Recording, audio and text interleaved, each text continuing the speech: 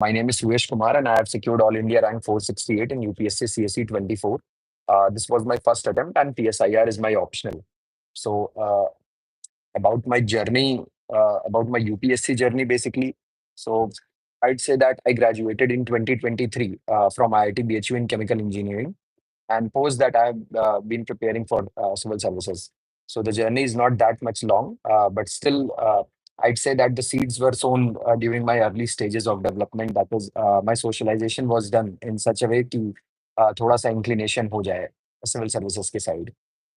So ये है, and I have been given a set of common questions. So first I'll be answering those, and then I'll come into the comments and answer whatever question you guys have. So if I say that selection hua and the reaction was quite obviously I was happy, excited, and confused because I did not expected this कि ऐसा कुछ होगा. मतलब decent rank आएगी. So the reaction was a kind of a mixed bag of emotions. So and if I come into the next question, then success ka credit, obviously first of all the credit goes to my parents and all my family who have supported me throughout this whole journey, and basically pre and post that also. So success का credit उन्हें तो है ही है, जो भी student मेहनत करता है. So the family is the enabler. तो उन्होंने ही enable किया है, तभी हम लोग, कोई भी हो, मैं हूँ, बाकी कोई भी student हो, कोई भी rank करो, तो वो हम लोग इसीलिए कर पा रहे हैं because the family has supported us a lot. Our family has supported us a lot. And now if I come into the strategy basically. So one second just. अब regarding prelims, GS1 and CSAT दोनों की अलग-अलग preparation होगी. First I'll address the CSAT part. So CSAT में usually what aspirants do is they don't give equal weightage to both the parts, that is maths and English.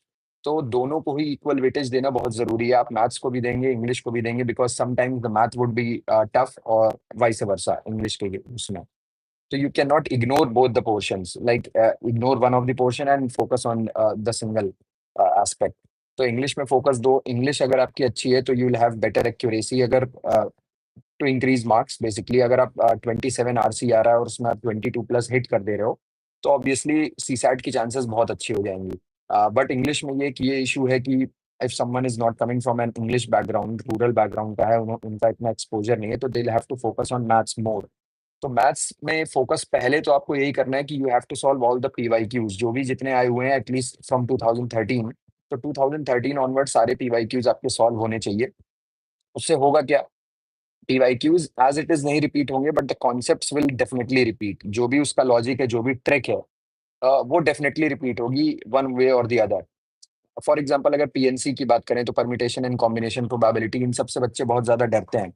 तो first of all you have to note that CAT का exam नहीं है, CSAT है ये. Cat जैसी maths नहीं आएगी इसमें. जो भी पीएनसी या प्रोबेबिलिटी कुछ भी वो पूछ रहा है, तो बहुत ही बेसिक लेवल का होगा, जो कि आप लॉजिक से भी कर सकते हो. You don't necessarily you like formula use करने की जरूरत नहीं पड़ेगी हर time, but still if you know the formulas तो टाइम कम हो जाएगा, तो इट वुड बी बेटर.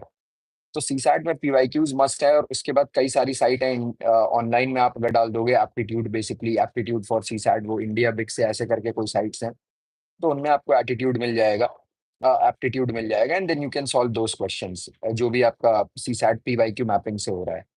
सो यही मैंने भी किया कि पीवाईक्यूज लगाया और ऑनलाइन जो भी एप्टीट्यूड के क्वेश्चंस मिल गए वो किया. And regarding English, I what I did is I solved all the PYQs at least 10 to 12 years. तो पीवाईक्यूज से इंग्लिश का आइडिया लग जाता है, बिकॉज इंग्लिश में थोड़ा सा इंट्यूशन आपका कभी कभी वर्क नहीं करेगा, because what the intuition will say will not be the answer actually. तो वहां पे थोड़ा सा आपको पीवाईक्यू मैपिंग अगर आपकी होगी तो थोड़ा अच्छा रहेगा. अब regarding I'll address the comments at the later part. So GS1 में अब आते हैं. सीसैट हो गया है, तो if we consider GS basically, तो जीएस की तो वैसे बहुत ही बेसिक हो गया है. अभी तक सभी को पता है कि what are the static subjects, what books we have to read. Like polity के लिए लक्ष्मीकांत हो गई, मॉडर्न हिस्ट्री के लिए स्पेक्ट्रम हो गई, एनसीईआरटीज हो गई. So an IPS is also there, so thank you. So वो सभी को पता है कि स्टैटिक बुक्स कौन सी हैं, एंड वही पढ़नी होती हैं. तो I won't delve into that much. But strategy की अगर बात करें सो जितना पढ़ो सॉलिड पढ़ो, ये एक मंत्रा होना चाहिए। जो भी पढ़ रहे हो आप सब नहीं पढ़ पाओगे, you can't cover the prelim syllabus comprehensively because first of all the syllabus is quite वेग। आपको नहीं पता है कि क्या क्या है, छोटा सा सिलेबस है, एकदम मेंस की तरह कॉम्प्रिहेंसिव सिलेबस नहीं है। तो जितना भी पढ़ना है सॉलिड पढ़ना है। अब जितना पढ़ने से क्या मतलब हुआ कि स्टैटिक आपने सपोज आपको ज्योग्राफी उठानी है, ज्योग्राफी पढ़नी है, तो ज्योग्राफी को एनसीईआरटी से कवर करो। 11 12 की एनसीईआरटी एक बेसिक बुक हो गई आपकी। कोई भी बुक ले सकते हो, पीएमएफ हो गई या कोई भी जिसके जीसी लियोंग तो पढ़ते ही हैं लोग। आपको कंसल्ट करना है थोड़ा सा अपना होराइजन ब्रॉड करने के लिए तो कर सकते हो, वरना एनसीईआरटीज वुड सफाइज। और एनसीईआरटी के बियॉन्ड थोड़ा रैंडम क्वेश्चंस को अगर टैकल करना है तो यूज इंटरनेट। इंटरनेट यूज करो, चैट जीपीटी यूज करो, मतलब पीवाईक्यू से रिलेट करके कि अगर उन्होंने लाइक 2024 में आइसोथर्म्स में क्वेश्चन पूछा जनवरी जुलाई वाले में, तो थोड़ा सा आपको ब्रेनस्टॉर्मिंग करनी होगी कि अब आगे कैसा क्वेश्चन आ सकता है। तो ये स्टूडेंट टू स्टूडेंट डिपेंड करेगा कि वो कितनी अच्छी ब्रेनस्टॉर्मिंग कर रहा है। जितनी अच्छी ब्रेनस्टॉर्मिंग होगी उसकी, जितनी अच्छी पीवाईक्यू उसने कॉम्प्रिहेंसिवली सॉल्व किए होंगे, उतना बेटर रिजल्ट मिलेगा प्रीलिम्स में। And prelims also has a lot of luck factor. So उस लक फैक्टर को भी अकाउंट करना होता है स्टूडेंट को, हर एक बच्चे को। तो उसको कैसे कर सकते हो? सिंपल है, कोई बहुत रॉकेट साइंस नहीं है। सॉल्व पीवाईक्यूज, सॉल्व मॉक्स, जो भी आपने किसी भी कोचिंग में एफएलटी में रजिस्टर किया हुआ है तो फुल लेंथ मॉक्स दो, उससे रिलेट करो, टेस्ट को कॉम्प्रिहेंसिवली सॉल्व करो। दैट इज जो उसका मॉडल मॉडल आंसर है उसको बहुत अच्छे से पढ़ना है, तो वो आपका स्टैटिक भी रिवाइज कर देगा और उसमें अगर कोई करंट चीज होगी तो भी हो जाएगा, एंड रैंडमनेस भी जो है वो भी अकाउंट हो जाएगी। तो even if you are not able to study the static comprehensively, अगर आप टेस्ट के थ्रू भी रिवाइज कर रहे हो तो भी it is a good strategy. तो मोटा मोटा तो यही है, बाकी आई गो डीपर स्लाइटली। अब मेंस की अगर बात करें तो मेंस की एक बहुत ही फोकस्ड प्रिपरेशन सभी को करनी होती है। अगर हम जीएस वन की बात करें तो GS one has history, geography, society, most important यही है। तो अब सोसाइटी का कोई ऐसा बहुत सिंगल सोर्स नहीं, like if you see the questions of 2024 में जो मेरा मेंस था, तो उसमें बहुत ही मतलब एनालिटिकल एंड कंसेप्चुअल क्वेश्चंस थे। ऐसा नहीं है कि कोई डायरेक्ट एक कॉन्सेप्ट आ रहा है जो रटा रटाया आपने पढ़ा और उसको मतलब उतार दिया पेपर में, तो वो ऐसा होगा नहीं। तो क्वेश्चन बहुत एनालिटिकल आएंगे, तो आपने अगर किसी कोचिंग में इनरोल कर रखा है तो उनसे पढ़िए society. Other than that NCERT पढ़ सकते हो और पीवाईक्यू सॉल्व करो सोसाइटी के सारे।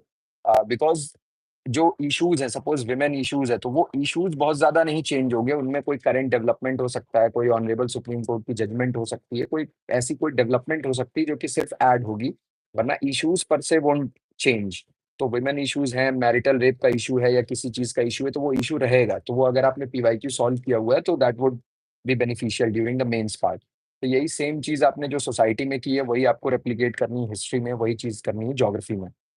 अब रैंडमनेस मेंस में भी रहेगी, लाइक वन और two questions would be there जो कि आपको नहीं सॉल्व मतलब कर पाओगे। लाइक 2024 मेंस में अगर बात करें तो जीएस वन हैड, अगर हिस्ट्री में देखें तो पल्लवास ने आर्ट पूछ लिया था, that was quite uncommon question, वो हम लोग यूजुअली नहीं पढ़ते हैं उतना डिटेल में।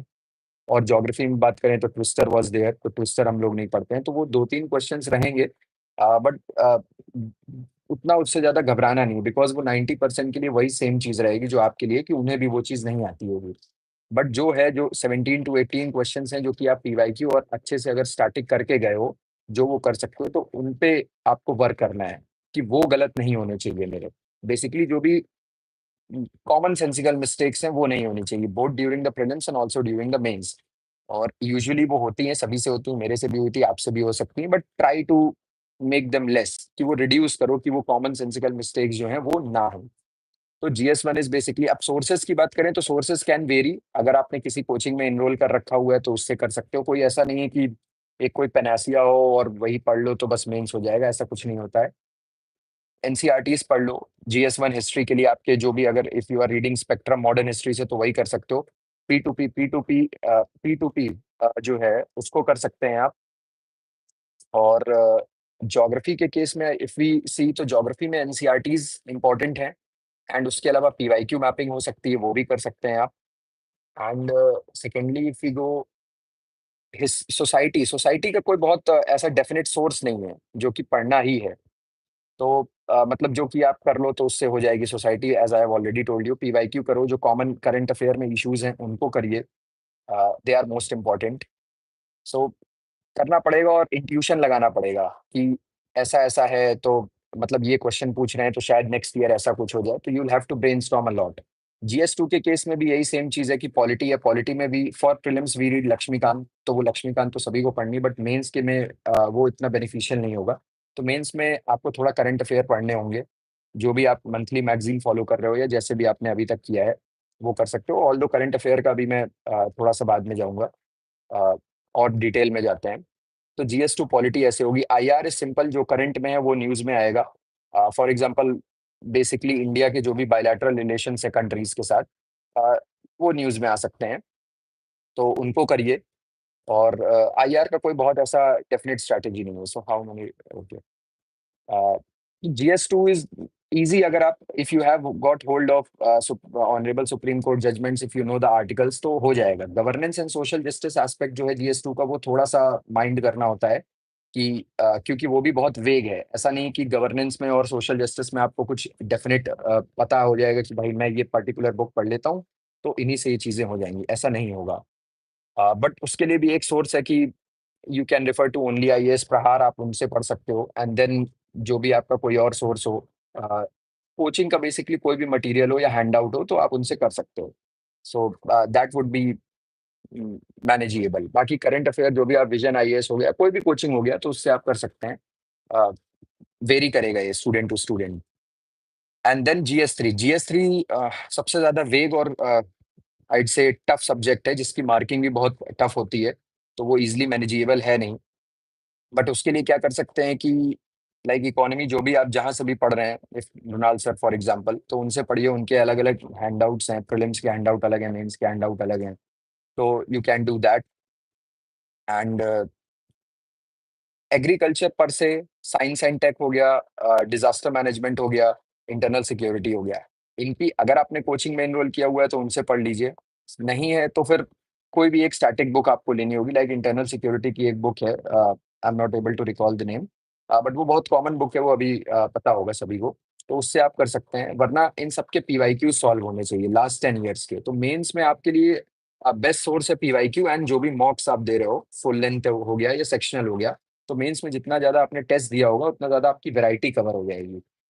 तो उसमें थोड़ा-सा देखना होगा एंड जीएस3 is quite challenging because you will never know कि आपने जितने एफर्ट्स पुट किए हैं, उसका आपको आउटकम मिलेगा कि नहीं, बिकॉज़ वो यूजुअली नहीं मिलता है, मार्किंग बहुत टफ होती है। तो for that you will have to recall many committees quite extensively, data आपको याद होना चाहिए बहुत ज़्यादा और करंट में भी जैसे जीएस3 में इस बार टोल पे क्वेश्चन था कि टोल की टेक्नोलॉजी और ऐसे टाइप के। तो वो सब क्वेश्चन्स को थोड़ा-सा रैंडमनेस अकाउंट करने के लिए you will have to have some concrete things. तो वो कैसे मिलेंगे? वो कहीं एक सोर्स में नहीं मिलेगी, या तो आप अगर मॉक्स दे रहे हो तो वो उनका जो मॉक्स का मॉडल आंसर है उससे मिल सकता है। Secondly you will have to Google a lot. Google करो, अगर कोई पर्टिकुलर टॉपिक है, एग्रीकल्चर है, उसमें अगर कोई एमएसपी न्यूज़ में है, तो एमएसपी रिगार्डिंग आप ये सारी चीज़ें करिए, गूगल करिए, नेट का यूज़ करो जितना कर सकते हो। तो ऐसे ही रिज़ल्ट मिलेगा, बट हाँ, ये है कि ओवर द बाउंड नहीं जाना है because you will have to remember these things a lot. अगर याद नहीं रह रही है, तो उसका कोई फ़ायदा नहीं है पढ़ने का, अगर आप एग्ज़ाम में उसको पेपर में पुट नहीं कर पा रहे हो। तो थोड़ा-सा बियॉन्ड करना है हमें, सभी को करना होता है to score good marks, but उतना भी नहीं बियॉन्ड जाना है कि बस नोट्स ही बनाते रह जाएँगे और उनको रिवीज़न का टाइम नहीं मिलेगा। बट जीएस3 में थोड़ी-सी बाउंड्री क्रॉस करनी पड़ेगी to score better. And ethics is Uh, ethics को तो Lukmaan IAS I followed and I also followed my coaching notes, तो मेरा तो इनसे हो गया, तो स्टैटिक आपका इनसे हो जाएगा अगर आप लुकमान आईएएस की बुक फॉलो करेंगे और जो भी कोचिंग में है, तो कोचिंग में नहीं भी है तो भी आप लुकमान से हो जाएगा, अच्छी बुक है वो। बट उसमें आपको जो डिफरेंशियल है वो कैसे क्रिएट होगा, वो क्रिएट होगा एग्जाम्पल से और जो करंट में न्यूज़ है। लाइक आप ऐसे एग्जाम्पल रखो, ऐसे थिंकर्स को रखो, अब हर समय आप गांधी जी और डॉक्टर अंबेडकर को नहीं रख सकते हैं। आपको थोड़ी-सी होराइज़न अपना ब्रॉड करना होगा कि मैं ऐसे थिंकर्स की चीज़ें रखूँ या उनको ऐसे स्कॉलर्स का रखूँ जो थोड़ा-सा अनकॉमन हो। क्योंकि जो कॉपी चेक कर रहा है इवैल्यूएटर है वो भी लाइक ऑलमोस्ट हर कॉपी में उन्हें भी मिलेंगे जो कॉमन है, ब गौतम बुद्ध मिलेंगे उनको, गांधी जी मिलेंगे और सब लोग। तो थोड़ा-सा आप अगर आपका फिलॉसफी ऑप्शनल है या पीएसआईआर ऑप्शनल है तो आप उनको उनके थिंकर्स को भी रिलेट कर सकते हो, एथिक्स में उनको लिख सकते हो। तो वो थोड़ा-सा एक डिफरेंशियल क्रिएट होगा तो वो बेटर होगा, बेटर मार्क्स मिल सकते हैं उससे। बाकी एथिक्स में पीवाईक्यूज़ रिपीट होते हैं, इवन इफ मतलब क्योंकि स्टैटिक थ्योरी इतनी भी बहुत ज़्यादा नहीं है। 4-6 पॉइंट्स हैं जो इलैबोरेट लाइन्स लिखी हुई हैं, वो अगर आपको पॉइंट टू पॉइंट सिलेबस आपको याद है अच्छे से, आपने उसको जो भी नोट्स हैं वो आपके बने हुए हैं, पीवाईक्यू सॉल्व किए हुए हैं, तो वो आपको अच्छा आउटकम देगा ethics. But remember that examples and जो भी थिंकर्स या स्कॉलर्स के व्यूज़ आप यूज़ कर रहे हैं, वो बेटर होने चाहिए, थोड़े से यूनिक होने चाहिए और लेटेस्ट होने चाहिए, दैट इज़ करंट के होने चाहिए। वही जो पुराने घिसे-पिटे हैं, वही नहीं यूज़ करना है। Uh, coming to the next question, optional कैसे चूज़ करें? तो अ, इसका कोई ऐसा कोई आंसर नहीं है कि कैसे चूज़ करना है, ये स्टूडेंट टू स्टूडेंट डिपेंड करेगा। जो भी स्टूडेंट का मेंटल इंक्लिनेशन है, जो भी वो उसको इंटरेस्टिंग लगता है, बिकॉज़ ऑप्शनल हमें बहुत कॉम्प्रिहेंसिवली पढ़ना होता है, तो अगर सपोज़ मैं साइंस बैकग्राउंड से आ रहा हूँ, मेरा बीटेक है, तो मैं बिल्कुल ऐसा सब्जेक्ट नहीं ले सकता हूँ जिसमें मुझे कोई इंटरेस्ट ही ना हो, बिकॉज़ वो बहुत डिटेल है। आपको बैचलर्स का पूरा पढ़ना होगा 6-7 महीने जो भी आप कवर कर रहे हैं, एटलीस्ट बैचलर्स पॉलिटिकल साइंस में जैसे मेरा पीएसआईआर था, उसमें मास्टर्स के भी कुछ एस्पेक्ट्स आ जाते हैं।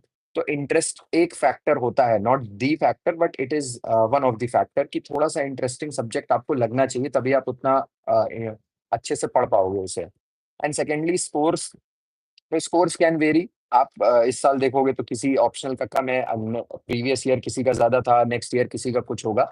बट मोटा-मोटा ह्यूमैनिटीज़ में ऑलमोस्ट इधर-उधर चलता रहता है। एक साइन कर्व बनता है कि इस साल अगर पीएसआईआर है तो नेक्स्ट ईयर सोशियोलॉजी होगा, फिर एंथ्रो होगा, ऐसे टाइप से। तो मार्किंग में बहुत ज़्यादा फोकस नहीं करना है कि मुझे इसमें मार्क्स आ रहे हैं या नहीं। अभी इस बार इसी साल के एक डबल डिजिट रैंकर है, उनका लॉ ऑप्शनल था, तो लॉ इज़ क्वाइट रेयर। तो ऐसे नहीं जाना है कि ये पर्टिकुलर ऑप्शनल है, इसी से नंबर आएँगे, मैं इसी को ले लेता हूँ, नहीं। अ, पहले तो आप रिसोर्स देख लीजिए, इंटरेस्ट तो आपका होना ही चाहिए, दैट इज़ प्राइमरी। सेकेंडली उसका रिसोर्स और एक अच्छी फैकल्टी अवेलेबल है कि नहीं जो कि आपको पढ़ा सके फ्रॉम द स्क्रैच।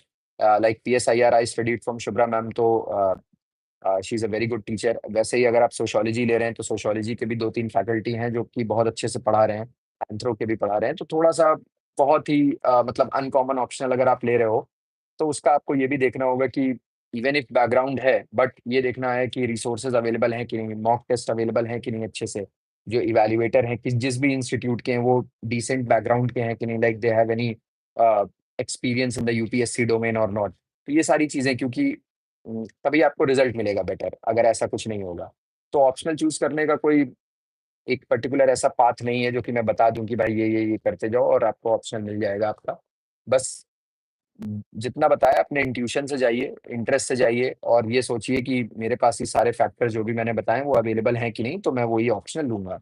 अब मैंने कैसे चूज़ किया, पहले तो मैं केमिस्ट्री का सोच रहा था, because chemistry, I like chemistry and chemistry का भी ठीक-ठाक एक इंस्टीट्यूट है, वो है और उसके रिसोर्सेज़ अवेलेबल हैं, and coming from a tech background वो मेरे लिए थोड़ा-सा ईज़ी भी हो जाता। बट देन एक फैक्टर और आ जाता है ऑप्शन में कि दैट जीएस का ओवरलैप होना। तो क्योंकि सिलेबस इज़ क्वाइट एक्सटेंसिव, तो जितना आपका ओवरलैप हो जाए, जितना भी आप रिड्यूस कर सको सिलेबस को, उतना आपके लिए बेनिफिशियल होगा। तो मैंने इस वे में सोचा था कि PSIR and also political science is very interesting. आप अगर उसका सिलेबस देखेंगे तो बहुत सारे ऐसे की पॉइंट्स हैं जो कि बहुत इंटरेस्टिंग होंगे और आपको एडमिनिस्ट्रेशन में आगे चल के when you will get selected, they will be extremely helpful to you. And IR nevertheless बहुत ही इंटरेस्टिंग है, तो सभी को अच्छा लगता है। तो the same case was with me also. तो मैं तो इस तरीके से आया, and I already told you that ऐसा नहीं कि पीएसआईआर में बहुत अच्छे मार्क्स होते हैं तो मैंने उससे लिया, वो वेरी कर सकता है। एंड अब ऑप्शनल की स्ट्रैटेजी की बात करूँ तो आपको देखना पड़ेगा कि अगर मैं अपना बताऊँ पर से, तो मेरा पीएसआईआर ऑप्शनल था, मेरा कोई सोशल साइंसेज़ में बैकग्राउंड नहीं था। तो मेरे को थोड़ा-सा ऐसा चाहिए था कि मुझे कोई स्क्रैच से पढ़ाए, स्टार्टिंग फ्रॉम द बेस, और तब अगर मेरा बैकग्राउंड होता तो उतना मुझे बेस की ज़रूरत नहीं होती, बिकॉज़ कुछ तो मैंने अपने पढ़ा होता कॉलेज में। तो मैंने इसी हिसाब से लिया, then I enrolled into a coaching and उन्हीं से पढ़ा, उन्हीं के नोट्स अच्छे से कॉम्प्रिहेंसिवली रिवाइज़ किए, मॉक्स लगाए, पीवाईक्यू सॉल्व किए। पीवाईक्यू सॉल्व बहुत अच्छे से करना है, बिकॉज़ कोई भी ऑप्शनल हो, इवन इन मैथ्स वो पीवाईक्यू रिपीट हो जाएगा, बस नंबर चेंज हो जाएँगे, डिजिट्स चेंज हो जाएँगे, 2 की जगह 9 हो जाएगा, बट क्वेश्चन रिपीट होगा। इवन इन पीएसआईआर, सोशियो, सब में जो स्टैटिक है, कुछ ना कुछ ओवरलैप होगा ही होगा, चाहे लास्ट ईयर का हो, लास्ट टू लास्ट ईयर, चाहे 10 इयर्स बैक का। तो पीवाईक्यू आपको एकदम अच्छे से सॉल्व होने चाहिए कि उनको रटना नहीं है पीवाईक्यू को कि मैंने एक मॉडल आंसर निकाल लिया, रट लिया, नहीं। आंसर राइटिंग की आर्ट डेवलप करनी है आपको कि अगर मेरे से फॉर एग्ज़ाम्पल मैं मल्टी डायमेंशनल वाला जो क्वेश्चन है, उसमें जीएस का और ऑप्शनल का अलग-अलग हो जाएगा।